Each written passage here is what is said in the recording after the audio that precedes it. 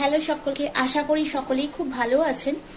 যতই মনে প্রাণে বাঙালি হই না কেন, যে জায়গায় থাকি সেই জায়গাটাকেও কিন্তু একটু ভালোবাসতে হয়।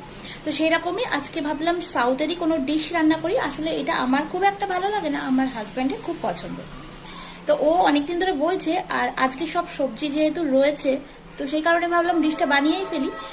সঙ্গে থাকুন আর দেখতে থাকুন কি বানাই। যারা আজকে প্রথম দেখছেন, রেসিপিটা যদি ভালো লাগে তাহলে কিন্তু বাড়িতে অবশ্যই একবার ট্রাই করতে পারেন। গরমের জন্য এটা কিন্তু একদম উপযুক্ত। তাহলে চলুন দেখা যাক কিভাবে কি রান্না করি।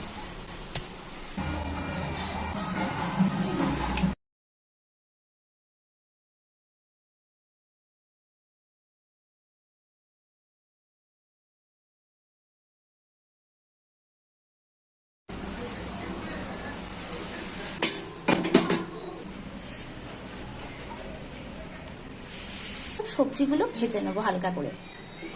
শিম কেটে রেখেছিলাম, কিন্তু শিমটা না শেষ মুহূর্তে আর দিলাম না, শিমের পরিবর্তে আলু দিয়ে দিয়েছি। এদের এখানে যে রাসাম বা যেটা বানানো হয় আর কি, তো তাতে কিন্তু আলু থাকে, আর এরা গাজর দেয় রেখেছি মাছ, তার সাথে না বেগুনও থাকে। তো বেগুন আমার অ্যালার্জি, আমি খাবো না। আর এই সবজিগুলোই আমার বর্তমানে রয়েছে। ডালের মধ্যে দিয়ে দিয়েছি, আর এদিকে ফোড়ন দিয়েছি, কারি পাতা ফোড়ন দিচ্ছি, তার সাথে এটা সর্ষে। ওরা কিন্তু কালো সর্ষে দেয়, তবে আমি যেহেতু এটাই ইউজ করি তো এটাই দিলাম, তার সাথে মেথি দিয়ে একটু নাড়াচাড়া করে নেবো। আর এর উপরে দিয়ে দেবো অনেকটা আমি কেটে রেখেছিলাম টমেটো কুচি, আর তার সাথে দিয়ে দেবো পেঁয়াজ।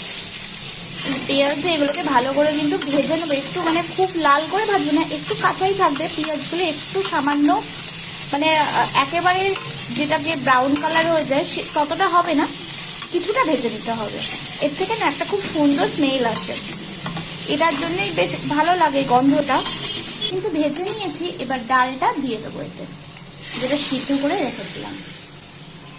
হয়ে গিয়েছে। আর এর মধ্যে যেটা মেন, এই যে আমি এটা তেঁতুলে গরম জলে আর কি ভিজিয়ে রেখেছিলাম, তো সেটাই দিয়ে দেবো। পাল্পটা আর কি কমপ্লিট হয়ে গিয়েছে, এবার বন্ধ করে দেবো ওভেন। তো তার আগে আমি সাম্বার মশলাটা দিয়ে দিচ্ছি। এটা কিন্তু দোকান থেকেই কেনা, এখানে পাওয়া যায়, আশা করি কলকাতার দিকেও এখন পাওয়া যাবে, আর না পাওয়া গেলে অনলাইনে তো পাওয়া যাবেই। যাই হোক, আমার ডাল কিন্তু মানে সাম্বার ডাল আর কি পুরো কমপ্লিট। এটা কিন্তু বেশ ভালো লাগে খেতে, যারা পছন্দ করেন আর কি টক ডাল।